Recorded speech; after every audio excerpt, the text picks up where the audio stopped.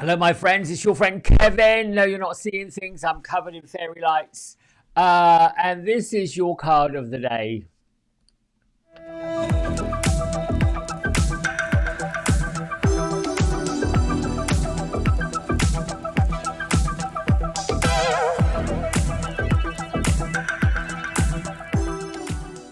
All right, my friends, as always, welcome everybody to this space in this channel. New subscribers, existing friends, you're all friends here. Anyway, look, let's see. We're using Angels and Auras Oracle deck by Radley Valentine and Hugo Fraser. Came out Halloween. Illustrations by Brooke Stefanelli. And let's see what else we got going on. We got the Angel Wisdom Tarot by Mr. Radley Valentine with illustrations by Dan Craig. And we have number 14, Solutions, Archangel Zadkiel, which normally would be balance or temperance if you're a traditional tarotist. Archangel Zadkiel is the one who creates the balance and is looking for the balance and asking us to, all week, saying that success is coming from an objective compromise. So all week long, Zadkiel, the balance, has been influencing these cards. So my isms, which I think by this time next year will become a deck of ism cards. I'm thinking about, and you let me know what you think, Gertrudisms, because I believe that the image of Gertrude will be on the back of these cards. Tend to the garden of importance. That's what we need to do. What is important to you? What is important to those you love? And then love is my compass needle. It should be pointing there. It should be there. No matter what trouble or turmoil or difficulties or challenges or any of that stuff that may send us down the lower vibrational energies of a rabbit hole, love is the power greater than anything else that will pull us up and out, showing, feeling, believing, and sharing the love that we've got in a smile, in a warm hug, something, anything of that. If the intention behind it is love, that is exactly what the world needs, what other people need, or what people need. They just need to know that they're loved, and that's all. Anyway, here we go. Shuffle, shuffle, shuffle. I've done my prayer already. Shuffle, shuffle, shuffle. Shuffle, shuffle, shuffle. One more time. Shuffle, shuffle, shuffle. Straight off the top. Thank you very much. All right.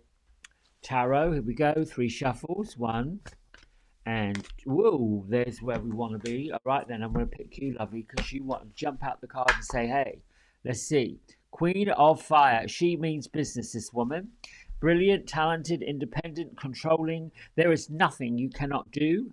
Believe in yourself and never underestimate your abilities. Whoa, she is waving that wand of fire, sitting here with her magical black cat on her throne like the queen that she is.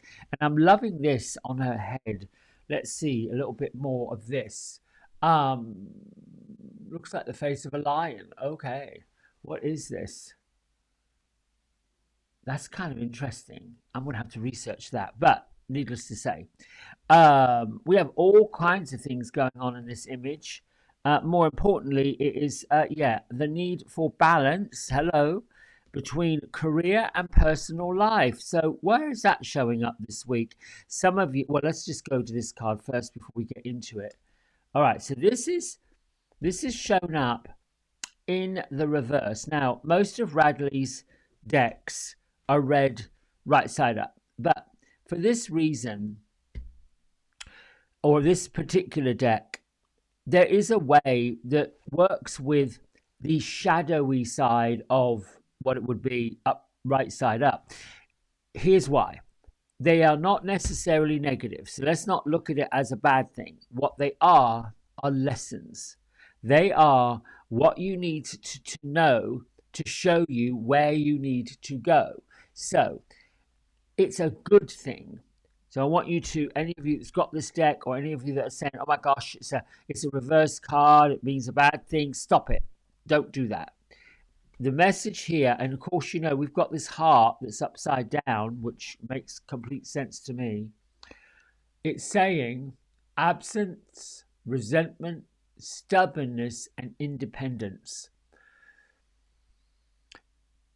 If I were to look at this right side up, I'm going to see a heart and a door and a lock and a key, which would be vulnerability, forgiveness, allowing, and community. Open your heart to love. When it is in the reverse, absent, resentment, stubbornness, and independent. To me, this is basically saying the balance is coming in your acts of love. The true act of love should and always be, as wherever possible, unconditional, without any return for it, because love does return, sometimes in the most ridiculous ways, not what we expect, not what we bargained for. So if you have shut yourself off, particularly, and I think this card is talking about this particular time of year, it brings stuff up. It brings up the feeling of the past. Stop it. You can't do anything about what has already occurred, but draw a line on it and move forward. If there are areas in your life or things in your heart, in your mind, in your feelings that have been stirred up, that have gotten tangled up, it's time to walk past it as much as possible. The first order of business is to tend to the garden of importance. What is important to you? Is it more important to you that you stay right with your feelings and you stay in that space of power because someone did whatever they did and it all got messy? Or are you able to compromise, as Zadkiel says, give all this mess to God, the universe, creator, whatever is a power greater than you, the power that really created you, and retrace your steps into saying, okay, I might have been wrong. I might have been whatever. And you don't necessarily have to say it. If it involves another person and you think it's going to stir all that up, let's not go there. But let's rather find a way in our own mind, in our own heart, of saying, I think I misstepped. I think I perhaps could have done something a little bit better. Now, the other side of the ego, because the ego wants to keep us in fear, wants to keep us in doubt, wants to keep us in trouble, is to basically go straight to the source and start yapping about how they want it to be and how they wish it was. Before you know it, you've got another story going on. That's not what I'm saying. What I'm saying is love is your compass needle, no matter what it looks like, no matter who it's for. And you're okay to say, you know what, I've changed my mind about that. I'm now feeling this way about it, or I'm feeling that way about it, or I'm feeling the other way about it. Forgiveness is a two-way street. But what I do know for sure, what I'm saying is, I can't heal in my own life anything unless I'm willing to forgive. And forgiveness starts with me. Did I say something, think something, say something, think something, write something, do something that might have caused another person to be whatever? Well, I'm sorry I did that. And I don't go into justifying why, because it's a different day and time. But I'm sorry I did it. I'm going to draw a line on it and do better. This one, the Queen of Wands, she's waving her magic wand and she's bringing her fiery energy basically to say, you got to stand up for your convictions. You have to, don't never underestimate your ability to make your dreams come true. I'm going to get to the number of today because it's quite interesting. The need for balance between career and personal life. So here's what I've got to say about that. If you're working in an office, you're working in a project, you're working for a company, there's this crunch time. And usually, the Thursday and the Friday prior to a holiday weekend, and Monday is Christmas, and I'm sure a lot of places are taken off today, there's this idea that we've got to get it all done. We have to get it all done because next week we're not going to be doing anything. We're not going to go anywhere, do anything. And there's all of this push, all of this shove, all of this frenzy. Give yourself a break, people. If you have been controlling, pull that back a little bit. Delegate, let somebody else help out, take the load.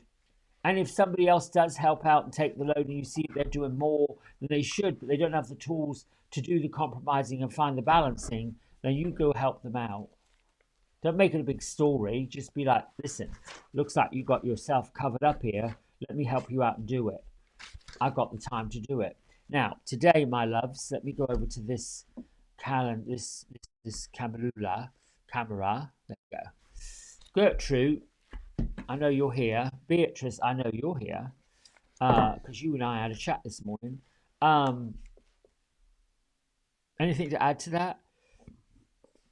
I have to tell you this. I was putting the cards down. I was doing it before I went and did my prayer and asked that did they be here. Gertrude's offering me some cake. It was a 3-tier chocolate cake with all this chocolate filling in it.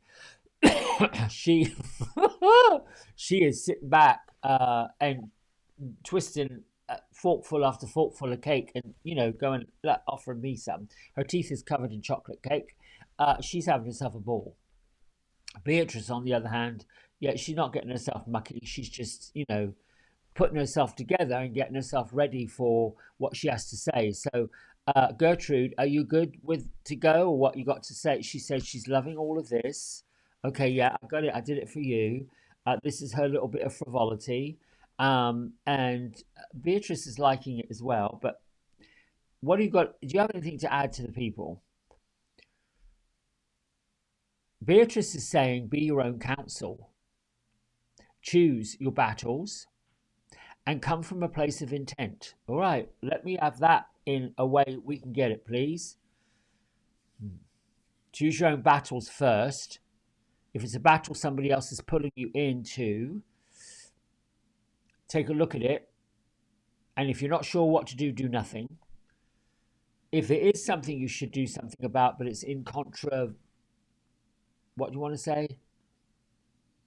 It's controversial to what somebody else wants you to do or say, then be intentional about, this is not really something I think I need to, whatever.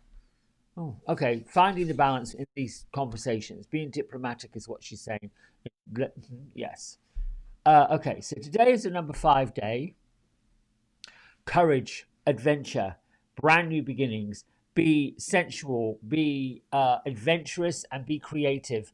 Number 5, I always believe, is a passageway. It means big changes are coming. And I think that the angels and the spirit guides are facilitating. Whenever I feel about the number 5, like yesterday I kept seeing 555, 555, 555. It's a bit like they want my attention, that these big huge transitional changes are coming up, probably for me, and I've got to look at that. I always feel like I'm on a platform in one of them English railway stations that you see on Agatha Christie movies, where it's a steam train, and I'm about to get on one, and we're off. You think of Hogwarts when you're off somewhere, getting on the train, and the 5 is a transition from the platform wherever you got on, and you haven't quite got to where you're going. So I always feel like the 5 is the transitional thing to where you are in life today, 2023, to where you're going to be in 2024. This 555 energy for me, and if you've all been seeing it, whoa, it is like the spiritual piece is changing, the physical piece is changing, the emotional piece is changing. Got it? Physical, spiritual, and emotional all having a change. That's what I think when they get your attention. We've also got the ability to get in front of it and decide, ooh, I'd like to change this, I'd like to change this, I'd like to change this. Ooh, I'm going to change that. And this is where this comes from. Anything you decide to change needs to come with love. Anytime you want to get your controlling pants on and be a little bit like a leader, tell them what to do, how to do it, when to do it, and be that confident, it is a really big